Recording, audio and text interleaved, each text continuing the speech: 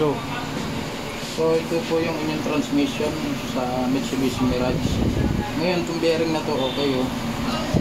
Ayan.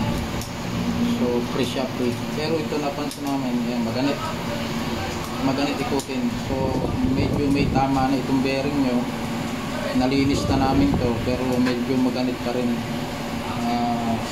Inform lamang namin kayo kung halimbawa sakaling medyo makaramdam kayo ng konting ingay. So dito yung bearing nyo may problema. Sa transmission po ito sa